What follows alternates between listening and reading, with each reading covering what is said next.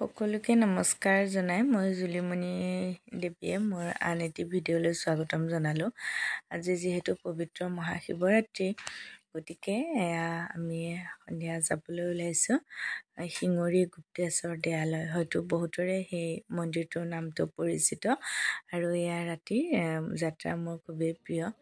আৰু এয়া সেই গুপ্তেশ্বৰ দেৱালয়কে মেইন গেট, আৰু তাত আহি আমি পালোহি আৰু এয়া বাটতে ভনী দুজনীক লগ পালোঁ গাঁৱৰে।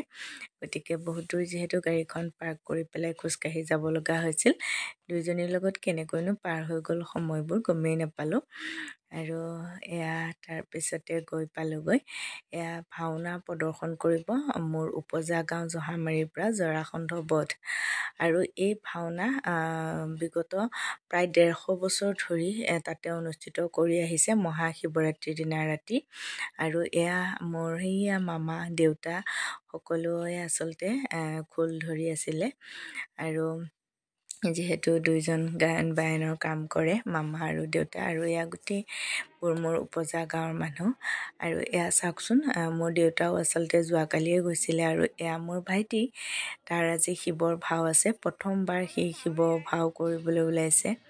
গতিকে কি হয় আশীৰ্বাদ কৰিব সকলোৱে। আৰু এয়া তাক সজাই থকা হৈছে আৰু মায়ে চাওকচোন কেনেকৈ চাই আছে পুতেকক।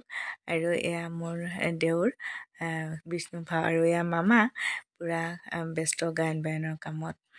আৰু এয়া মোৰ আন এজন দেউৰ লাটু, সকলোৱে চিনিয়ে পায়। তাৰপিছতে এয়া মই মাৰ লগত ওলাই গ'লোঁ মেলাৰ ফালে।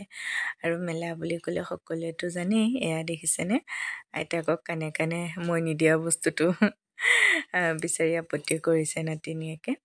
আৰু এয়া তাৰ ভাল লগা মানে খেলনা। গতিকে ভয়ো লাগিছিলে ইয়াত যে সি একেবাৰে অকলে আছিলে, কিন্তু সি হ'লে অকণো ভয় নকৰি উঠি আছে ধুনীয়াকৈ হাঁহি হাঁহি। আৰু এয়া আন এটা তাৰ খেলা ওচৰত সি ধুনীয়াকৈ খেলিলে। তাৰপিছতে এয়া যেতিয়া মেলাৰ মাজতে আপোন মানুহ লগ পাওঁ, পেহী আৰু পেহীৰ ছোৱালী দুজনী, গতিকে অকণমান ভিডিঅ' ধৰি ৰাখিলোঁ। আৰু এয়া মেলা চাই আহোঁ মানে চাওকচোন মোৰ ভাইটিক সজোৱা হৈ গ'ল।